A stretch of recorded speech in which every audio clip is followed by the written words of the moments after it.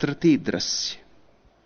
भगवान सर्वप्रथम ऋषिपतन मृगदाय में, जिसे अब सारनाथ कहते हैं, पंचवर्गीय भिक्षुओं को उपदेश देने के लिए उरुवेला से काशी की ओर आ रहे थे। मार्ग में उन्हें एक आजीवक मिला। वह तथागत को देखकर बोला, आवुस, तेरी इंद्रियां परिशुद्ध और विमल हैं। तुम किसे उद्देश्य कर प्रवर्जित हुए हो? कौन तुम्हारे शास्ता, कौन तुम्हारे गुरु, या तुम किसके धर्म को मानते हो? ऐसा पूछा।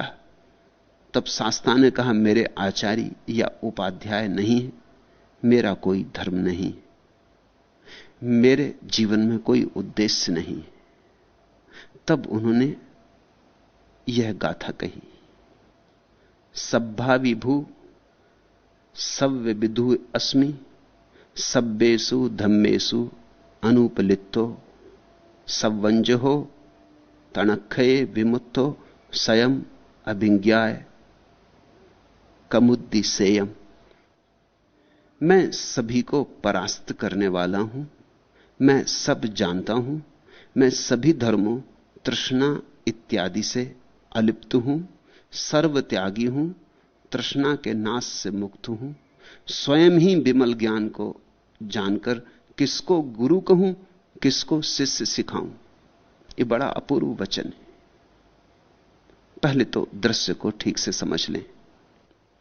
बुद्ध ने परम ज्ञान के पहले 6 वर्ष तक महातपश्चर्या की। बहुत गुरुओं के पास गए, बहुत गुरुओं की सेवा में रहे, जो जो कहा गया वही किया, जिसने जो साधना बताई वही साधी, और हर साधना के बाद पाया संसार समाप्त नहीं हुआ। हर साधना के बाद पाया कि मूल रोग मिटा नहीं, अहंकार शेष है। हर गुरु से उन्होंने कहा, अहंकार मिटा नहीं, आपने जो किया सब मैंने किया। और उन्होंने किया इतनी निष्ठा से था कि कोई गुरु यह नहीं कह सका कि तुमने ठीक से नहीं किया इसलिए अहंकार नहीं मिटा। उनकी निष्ठा अपूर्व थी। उन्होंने जो किया समग्र भाव से किया, इसलिए कोई गुरु यह ना कह सका। नहीं तो गुरु को एक सुविधा रहती कि हम क्या करें, जो कहा वो तुमने किया नहीं, इसलिए हुआ नहीं। बुद्ध से यह बात कही नहीं जा सकती थी। इसी बात के कारण दुनिया में झूठे गुरु भी चल जाते। यह बात बड़ी तरकीब की। किसी ने तुमसे कहा कि देखो ध्यान करो, लेकिन मंत्र पढ़ते वक्त बंदर का स्मरण मत करना। अब तुम बैठे ध्यान करने, बंदर का स्मरण आने वाला है। अब तुम लाख उपाय करो, जितने तुम उपाय करोगे उतना ही बंदर का स्मरण आएगा। और तुम गुरु से जाकर कहोगे क्या करूं, कुछ हो नहीं रहा, वो कहेगा मैं भी क्या करूं, शर्त पूरी नहीं कर रहे। वो बंदर का स्मरण नहीं आना चाहिए। ऐसी अस्वाभाविक शर्तें बांध रखी हैं जिनके कारण तुम कभी इस स्थिति में नहीं पहुंच सकते कि समझ लो कि जो मार्ग तुमने पकड़ा वो ठीक है या गलत है। क्योंकि कभी तुम मार्ग को पूरा ही नहीं कर पाते, तो ठीक गलत का निर्णय कैसे हो। इसलिए झूठे गुरु भी चल जाते, मिथ्या गुरु भी चल जाते। वो सदा उनके लिए एक सुविधा है, सुरक्षा है कि मैंने जो कहा वो तुमने किया नहीं। करवाने को वो इस तरह की बातें कहते हैं जो कि अमानवीय है, जो कि शायद की नहीं जा सकती, या जिन्हें करने के लिए कोई महासंकल्पवान व्यक्ति चाहिए। बुद्ध वैसे ही व्यक्ति थे, सब दांव पर लगाया था। ऐसे कुनकुने आदमी नहीं थे कि चलो मिल जाए ईश्वर तो ठीक है, जीवन जाए तो ठीक, मगर ईश्वर को मिलना, सत्य को मिलना, सब खो जाए उसके लिए राजी थे। जुआरी थे, छत्री थे, दांव पे लगाना जानते थे। कोई दुकानदार नहीं थे। कुछ ऐसा थोड़ा बहुत करने से, घंटी बजाने से, राम राम जपने से मिल जाएगा, ऐसी उनको आस्था भी नहीं थी। तो जिस गुरु ने जो कहा, बिल्कुल मूढ़तापूर्ण बातें कही, वो भी उन्होंने की। किसी ने कहा कि रोज रोज भोजन कम करते जाओ, रोज भोजन कम करते जाओ, जब एक चावल का दाना ही भोजन बचे तब ज्ञान होगा। ऐसे वो कम करते गए। 6 महीने में एक चावल का दाना ही भोजन बचा। ज्ञान तो नहीं हुआ, शरीर नष्ट हो गया। निरंजना नदी को पार करते थे, पार न कर सके। छोटी सी नदी, कोई बड़ी नदी नहीं। थक के गिर गए, एक जड़ को पकड़ के रुके रहे। जड़ को भी पकड़ने की ताकत न थी। तब स्मरण आया कि ये मैं क्या कर रहा हूं। इस तरह शरीर को नष्ट करके सिर्फ शक्ति खो गई। नदी पार कर नहीं सकता, भव सागर पार करने का इरादा रख रहा हूं। बुद्ध बहुत गुरुओं के पास गए, लेकिन जहां गए जो कहा वही किया, फिर भी कुछ सफल ना हुआ। गुरुओं ने उनसे क्षमा मांग ली। उनकी इस घटना को पढ़ के मुझे हमेशा खलील जिब्रान की एक कहानी याद आती। एक आदमी गांव गांव घूमता था, वो कहता था जिसको ईश्वर से मिलना हो मेरे साथ आओ, मुझे पता है, मैं ईश्वर तक पहुंचा दूंगा। कहां पहाड़ों में रहता है मुझे मालूम, मगर किसी को पहली तो बात ईश्वर से मिलना ही नहीं। लोग कहते कि जब मिलना होगा जरूर आपके पास आएंगे। लोग उनको दान भी देते, उनकी पूजा भी करते, उनको भोजन भी करवाते, कहते महाराज अब आप जाओ। ईश्वर से किसको मिलना है? लोग कहते अभी जिंदगी में और 1000 काम है, आखिर में जब मिलने की इच्छा आएगी जरूर आपके पास आएंगे। ऐसे धंधा चलता था। ना कोई मिलना चाहता था, ना कोई मिलने की झंझट आती थी। मगर एक गांव में एक आदमी झंझटी मिल गया। उसने कहा अच्छा गुरुदेव हम चलते हैं, चलो। गुरु ने सोचा कि कुछ भटकाएंगे जंगलों में, कुछ दिन अपने आप थक जाएगा, मगर वो भी एक था, वो महागुरु था। वो थके ही नहीं। वो तो रोज सुबह उठ के कि गुरुदेव कितनी देर और लगेगी, अब कहां तक और चलना है। उसने गुरु को थका मारा। 6 साल पहाड़ों में घूमते रहे, गुरु को मार ही डाला उसने। गुरु को भी पता हो तो कहीं पहुंचा दे, पहुंचाया कहां, चक्कर काटते रहे पहाड़ों में कि भाई अब आता अब आता। एक दिन गुरु ने कहा तो हद होगी, मेरी जिंदगी खराब कर देगा, अपनी तो कर ही रहा है, ये मेरी भी जिंदगी खराब कर देगा। उसने उसके हाथ जोड़े और कहा महाराज मुझे रास्ता पता था, मगर जब से तुम्हारा सत्संग हुआ सब भूल गए। अब ये परमात्मा का मुझे भी मिलना नहीं हो रहा है, अब तुम मुझे बख्शो। मेरे सत्संग में तुम तो नहीं पहुंच सकते, तुम्हारे सत्संग में मैं भटक गया, अब आप क्षमा करो, अब आप किसी और गुरु का पीछा पकड़ो। ऐसे ही बुद्ध थे, जिसने जो कहा पूरा किया। हर गुरु ने कहा कि अब आप और कहीं जाएं, किसी और को, क्योंकि इनको देख के दूसरे शिष्य भागने लगे ना कि भी इतना मेहनत करके जब इस आदमी को नहीं मिला तो हम तो इतनी मेहनत कर भी नहीं सकते, हमको तो कैसे मिलने वाला है। अंततः बुद्ध ने सारे गुरु छोड़ दिए। अंततः बुद्ध ने सारे पथ और सारे मार्ग छोड़ दिए, सारी विधियां छोड़ दी। जब उन्होंने सब छोड़ दिया तब मिला। अपूर्व घटना घटी। एक रात उन्होंने निर्णय ही कर लिया कि अब मुझे खोजना ही नहीं। खोज की वासना भी छोड़ दी। सत्य को पाने की वासना भी तो वासना ही है, वो भी छूट गई। उस रात सो गए वृक्ष के तले, कोई चिंता नहीं, कहीं जाना नहीं, कुछ पाना नहीं, न धन न ध्यान, न पद न परमात्मा, कुछ पाना ही नहीं। चित्त एकदम विलुप्त हो गया, क्योंकि चित्त जीता है पाने की आकांक्षा से। चित्त का प्राण ही पाने में, कुछ पालूं, कुछ मिल जाए, महत्वाकांक्षा चित्त की आत्मा है। उस क्षण कोई महत्वाकांक्षा ना थी। उस सुबह जब बुद्ध की आंखें खुली, आखिरी तारा डूबता था रात का, और उसके डूबते डूबते ही उनका भीतर का तारा उग आया, हो गया। मगर यह स्वयं से हुआ। ये जो पंचवर्गीय भिक्षु हैं, ये 5 भिक्षु बुद्ध के शिष्य थे। जब बुद्ध एक एक चावल भोजन करते थे तब ये 5 भिक्षु उनके शिष्य थे। वो बुद्ध को बड़ा गुरु मानते थे, क्योंकि इतना महातपस्वी, हड्डियां मात्र रह गई थी शरीर में, चमड़ी सूख गई थी, सुंदर देह एकदम काली पड़ गई थी, अस्थि पंजर रह गए थे। तब वो 5 भिक्षु उनको गुरु मानते थे। हालांकि उनको कुछ मिला नहीं था, मगर उनका त्याग उनको प्रभावित करता था। दुनिया में बड़े अजीब लोग हैं, उनको कौन सी चीज प्रभावित करती, यह भी बड़ी सोचने जैसी बात। यह आदमी मरा जा रहा है, यह आत्महत्या में संलग्न है, और वो प्रभावित हो रहे हैं। दुनिया में बड़े दुष्ट लोग हैं। तुम ख्याल रखना, जब तुम उपवास करो और कोई तुम्हारी आके प्रशंसा करे, समझ लेना कि यह आदमी क्या चाहता है, ये तुम्हें भूखा मरवाना चाहता है।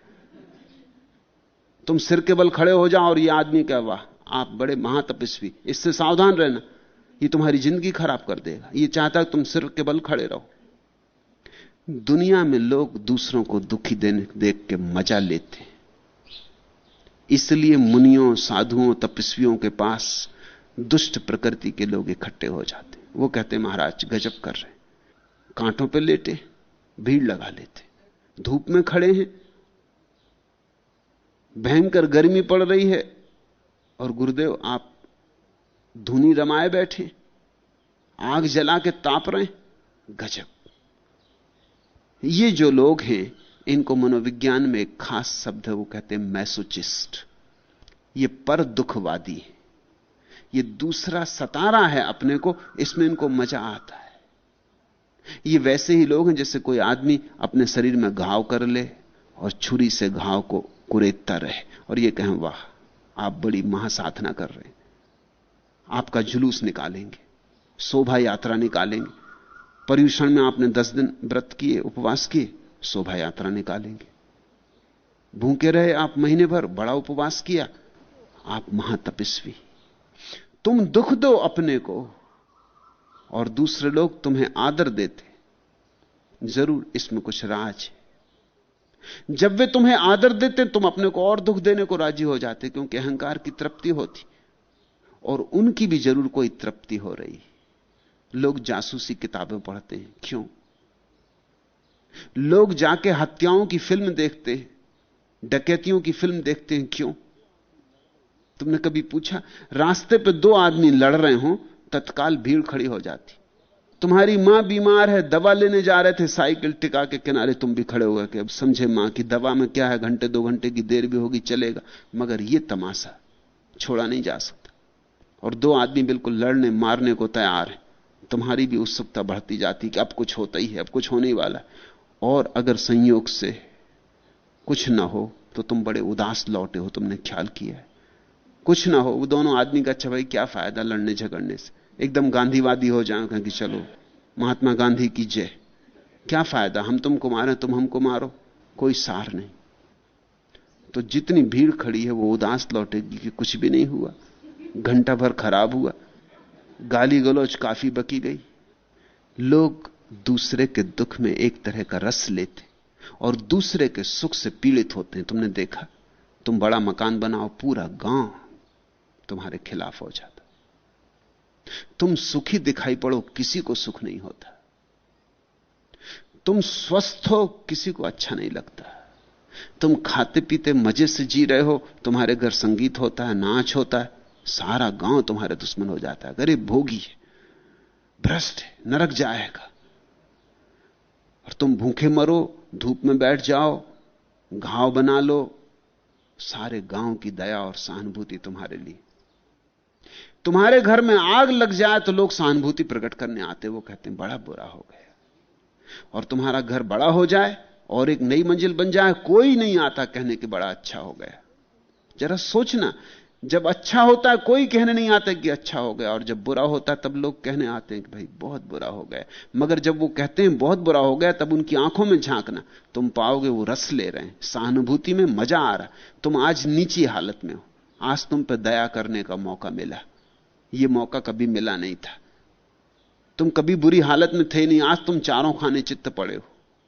आज कोई भी दया कर सकता, राह चलता राहगीर कह सकता है भाई बहुत बुरा हुआ, लेकिन उसके भीतर देखो कुछ मजा ले रहा है। मनुष्य का मन बड़ा जटिल है। ये 5 भिक्षु बुद्ध की सेवा में रत रहे, लेकिन जब बुद्ध ने सब उपवास छोड़ दिया, तप छोड़ दिया, इन्होंने बुद्ध को छोड़ दिया। इन्होंने कहा यह भ्रष्ट हो गया, गौतम भ्रष्ट हो गया, अब यह काम का नहीं रहा, यह पतित हो गया। जब तक यह गौतम अपने को सता रहा था, महातपस्वी था, जिस दिन बुद्ध ने यह सब व्यर्थ मूढ़ता छोड़ दी, यह आत्महिंसा छोड़ दी, यह आत्मघात छोड़ दिया, उसी दिन 5 भिक्षुओं ने उनको छोड़ दिया। उन्होंने कहा अब हमारे काम के ना रहे, अब हम कोई दूसरा गुरु खोजेंगे। वो उन्हें छोड़ के चले गए। उसी रात बुद्ध को ज्ञान हुआ। जिस सांझ को 5 भिक्षु छोड़ के चले गए, उस रात बुद्ध को ज्ञान हुआ। दूसरे दिन सुबह बुद्ध को पहली याद यही आई कि वो बेचारे 5 इतने दिन मेरे साथ रहे और आखिरी घड़ी छोड़ के चले गए। अब जबकि मेरे पास देने को कुछ था, लेने वाले नहीं, और जब मेरे पास देने को कुछ भी नहीं था, मैं खुद ही मूढ़ता और अंधकार से भरा था, तब वो मेरे पीछे लगे रहे। ऐसी उल्टी दुनिया है। इसलिए बुद्ध उनकी खोज करते हुए निकले कि वो जहां भी गए हों उनको जाके पहला संदेश उनको दिया जाए। यद्यपि वो मुझे त्याग गए हैं, यद्यपि उन्होंने मान लिया कि मैं भ्रष्ट हो गया, लेकिन मेरे साथ बहुत दिन रहे। इतना कर्तव्य मेरा है कि पहला संदेश उन्हीं को दूं। इसलिए बुद्ध ने पहला प्रवचन उन्हीं 5 भिक्षुओं को दिया। उनका पीछा करते बुद्ध सारनाथ तक आए। जहां जहां पता चला कि वो दूसरे गांव चले गए, बुद्ध वहां गए। सारनाथ जाके उन्होंने देखा एक वृक्ष के नीचे 5 भिक्षुओं को बैठे हुए। उन 5 भिक्षुओं ने देखा बुद्ध को आते हुए, वो बोले कि भ्रष्ट गौतम आ रहा, हम इसको नमस्कार ना करें, ये नमस्कार के योग्य भी नहीं, ये बिल्कुल पतित हो गया। तो वो पीठ करके बैठ गए। बुद्ध जब उनके पास गए, जब पास जाके खड़े हो गए और बुद्ध ने कहा, एक बार मेरी तरफ तो देखो, जिसे तुम छोड़ आए थे मैं वही नहीं हूं, आज जो आया है कोई और है, एक बार मेरी तरफ देखो। और उन चारों ने, 5 ने आंख उठा के बुद्ध की तरफ देखा। पहले एक उनके चरणों में गिरा, फिर दूसरा, फिर 5 उनके चरणों में गिरे। क्षमा मांगने लगे कि हमें क्षमा कर दें, हमने तो सोचा कि भ्रष्ट गौतम आ रहा है, लेकिन हम देख सकते हैं कि सब रूपांतरित हो गया, ज्योति का उदय हुआ है, तुम प्रकाशित हो गए। कैसे प्रकाशित हुए, हमें राह बताओ। बुद्ध ने कहा, इसीलिए आया हूं। यह घटना सारनाथ जाते हुए रास्ते पर घटी। भगवान सर्वप्रथम ऋषिपतन मृगदाय में पंचवर्गीय भिक्षुओं को उपदेश देने के लिए उरुवेला से काशी की ओर आ रहे थे। मार्ग में उन्हें एक उपक आजीवक मिला। आजीवक एक संप्रदाय था उस समय का, जो अब विनष्ट हो गया। बुद्ध और जैन दोनों संप्रदाय आजीवक संप्रदाय से बहुत मिलते जुलते हैं। उसी की छायाएं हैं इन पर, उसी के प्रतिबिंब हैं, उसी की ध्वनियां हैं। आजीवक संप्रदाय का एक भिक्षु मिला, उसने बुद्ध को देखा, वो चकित हो गया। ऐसा आदमी कभी नहीं देखा था, ऐसा ज्योतिर्मय, ऐसी शुद्ध इंद्रियां, ऐसी निर्मल आंखें, ऐसी निर्मल छाया, ऐसा चारों तरफ शांति का वातावरण। उसने कहा, आवुस, तेरी इंद्रियां परिशुद्ध और बड़ी विमल हैं, तुम किस उद्देश्य से संन्यास्त हुए थे? अपना उद्देश्य मुझे भी बताओ, मैं भी खोज रहा हूं। कौन तुम्हारे गुरु, कौन तुम्हारे शास्ता, मैं भी खोज रहा हूं। मुझे अब तक ठीक गुरु नहीं मिला, ठीक मार्ग नहीं मिला। और तुम किसके धर्म को मानते हो? कौन से धर्म में तुम्हारी श्रद्धा है? किस शास्त्र पर तुम्हारा भरोसा है? तुम किन विधियों के अनुयायी हो? तब शास्ता ने उसे कहा, मेरे आचार्य या उपाध्याय नहीं, मैं किसी धर्म को नहीं मानता, मेरी किसी शास्त्र में श्रद्धा नहीं, मैंने जो पाया है अपने से पाया है। यह बुद्ध का परम संदेश है, क्योंकि जो मिलना है वो तुम्हारे भीतर पड़ा है, कोई दूसरा थोड़ी देने वाला है। हस्तांतरण नहीं होता सत्य का, तुम्हारे भीतर पड़ा है। गुरु अगर कुछ करता है तो इतना ही कि तुम्हारे भीतर जो पड़ा है उसको ही पुकारता है। उसे तुम स्वयं भी पुकार सकते हो। गुरु अनिवार्य नहीं है बुद्ध के मार्ग पर। तुम स्वयं न पुकार सको तो उसकी जरूरत है, तुम स्वयं अपने को असमर्थ पाओ तो उसकी जरूरत है। अन्यथा तुम स्वयं भी पुकार सकते हो, क्योंकि खदान तुम्हारे भीतर है, तुम स्वयं भी खोज सकते हो। गुरु तुम्हें धन देगा नहीं, सिर्फ इतना ही कह देगा कि इस तरह मैंने अपने भीतर खोदा, इसी तरह तुम भी अपने भीतर खोद लो। मगर जो है तुम्हारे भीतर है, जो है तुम्हारे स्वभाव में छिपा है, जो है उसे तुम लेकर ही आए हो, वो तुम्हारा जन्म सिद्ध अधिकार है। इसलिए बुद्ध ने कहा कि मेरा कोई गुरु नहीं है, मैंने गुरुओं के द्वारा नहीं पाया, मेरा कोई आचार्य नहीं, मेरा कोई उपाध्याय नहीं। ऐसा नहीं कि मैं गुरुओं के पास नहीं रहा, लेकिन वहां मुझे कुछ मिला नहीं। और जब मिला तब मैं किसी गुरु के पास नहीं था। और जो मैंने पाया है वो कुछ ऐसा है कि अब मैं तुमसे कह सकता हूं कि उसे किसी और के पास लेने जाने की जरूरत नहीं, अपने भीतर ही चले जाओ तो मिल जाए। शास्त्रों में नहीं है, स्वयं में है, शब्दों और सिद्धांतों में नहीं, तुम्हारी चेतना में बसा है।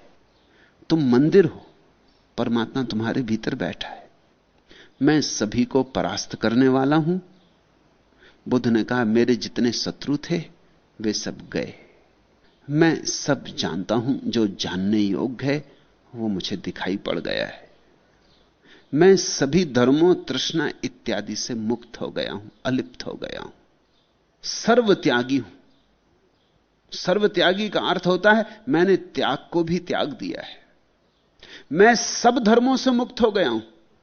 मैंने जगत की तृष्णा तो छोड़ ही दी है, मोक्ष की तृष्णा भी छोड़ दी। मेरा कोई उद्देश्य ही नहीं है। मैं अब बिल्कुल निरुद्देश्य हूं, जैसे फूल खिलता निरुद्देश्य, जैसे सुबह सूरज निकलता निरुद्देश्य, ऐसा मैं निरुद्देश्य हूं। मेरा कोई लक्ष्य नहीं। सब लक्ष्य गए, सब उद्देश्य गए, सब भविष्य गया। मेरी कोई वासना नहीं, मोक्ष की भी नहीं। मैं तृष्णा के नाश से मुक्त हूं। यह बड़ा अजीब वचन। बुद्ध यह नहीं कहते कि मैं तृष्णा से मुक्त हूं। बुद्ध कहते हैं मैं तृष्णा से तो मुक्त हूं ही, मैं तृष्णा के नाश से भी मुक्त हूं। तृष्णा तो गई ही, अतृष्णा भी गई। नहीं तो उल्टा हो जाता है। संसार पकड़े थे पहले, फिर संसार तो छोड़ दिया, फिर संन्यास पकड़ लिया, मगर पकड़ कायम रही। धन पकड़े थे पहले, धन तो छोड़ दिया, अब निर्धनता पकड़ ली, मगर पकड़ जारी रही। बुद्ध कहते हैं परम त्याग तो तब है जब त्याग भी छूट जाए। परम सन्यास तो तब है जब संसार तो छूटे ही छूटे, सन्यास से भी मुक्ति हो जाए। नहीं तो वो भी पकड़ बन जाए तो कुछ फायदा ना हुआ। मुट्ठी पूरी खुल जानी चाहिए। मैं तृष्णा से मुक्त, तृष्णा के नाश से मुक्त हूं। मैं स्वयं ही विमल ज्ञान को जानकर जागा। मैं किसको गुरु कहूं? और इतना ही नहीं, वो कहते कि मैं किसको गुरु कहूं, वो कहते मैं किसको शिष्य सिखाऊं। न मैंने किसी से पाया, मैंने अपने भीतर पाया, तो जो मेरे पास आएंगे वो भी अपने भीतर ही पाएंगे। शिष्य कहने से क्या सार है?